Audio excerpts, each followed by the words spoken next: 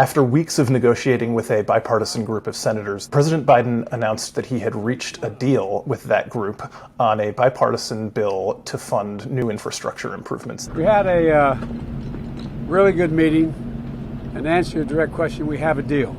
But on that same day, Biden and also House Speaker Nancy Pelosi made a pronouncement that quickly infuriated those same Republicans and other Republicans who had not been part of the negotiations. When people say, well, I'm not going to vote for this unless I see that, there ain't going to be no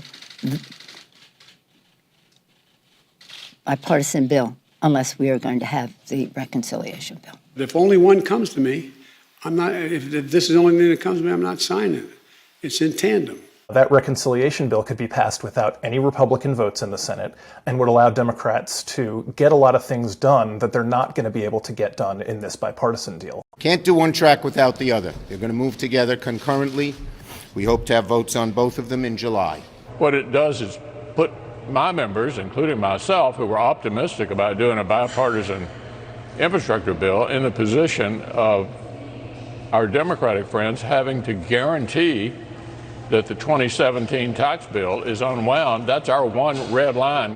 The problem that Biden and Democrats faced here is that liberals in the Democratic Party said that they weren't willing to vote for a bill that negotiated away all of their priorities. Republicans are more than welcome to join so that we can get this work on infrastructure done. But that doesn't mean that the president should be limited by Republicans. So Biden turned to this two-track strategy. Certainly we'll work in close coordination with leaders in Congress, but it's up to them to determine the sequencing of the legislation. That was particularly necessary because not all Democrats were on board with passing a second Democrats-only bill through the reconciliation process in about 3 months. Would you tackle everything else with 51 votes through the reconciliation process? No, we never used to use filibuster, and reconciliation is only used for budget. The Biden administration is in a somewhat precarious position in terms of timing. Right now, they seem to be clinging to enough support for both of these measures to get them through.